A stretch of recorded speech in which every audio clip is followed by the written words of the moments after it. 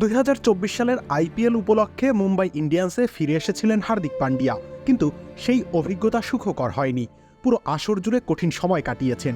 ব্যাটে বলে ছন্দহীন থাকার পাশাপাশি নেতৃত্বের পরীক্ষাতেও ব্যর্থ হয়েছেন তিনি। তবে এবার সেসবকে ছাপিয়ে আলোচনায় উঠে এসেছে তার ব্যক্তি জীবন। শোনা যাচ্ছে দাম্পত্য জীবন নিয়ে একদমই স্বস্তিতে নেই এই তারকা। ঘটনার সূত্রপাত একটা রেডিট পোস্টকে ঘিরে।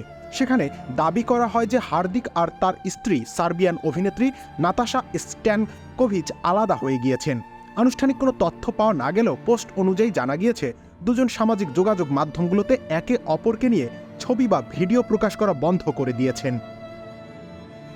সবচেয়ে অবাক করা বিষয়, নাতাশা তার ইনস্টাগ্রামের বায়ো থেকে পান্ডিয়া উপাধি সরিয়ে দিয়েছেন। একই সাথে এই ক্রিকেটারের ছবিও নিজের ওয়াল থেকে সরিয়ে দিয়েছেন। একই রকম ইঙ্গিত পাওয়া গিয়েছে মুম্বাইয়ের কাপ্তানের দিক থেকেও। গত 4 মার্চ প্রিয়তমার জন্মদিন হলেও সামাজিক মাধ্যমে কিছু পোস্ট করেননি তিনি। অর্থাৎ তাদের ব্যক্তিগত দূরত্ব এখন প্রায় ওপেন সিক্রেট।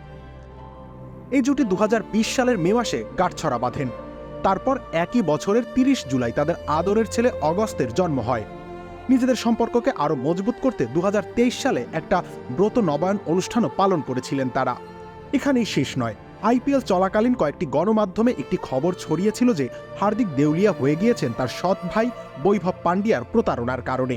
তবে সব গুঞ্জন পাশে সরিয়ে তাকে এখন মনোযোগ দিতে হবে টি-20 বিশ্বকাপে, কেননা ভারতের সহ অধিনায়ক তিনি। এই অলরাউন্ডারের দিকে তাই বাড়তি নজর ভারতীয় সমর্থকদের।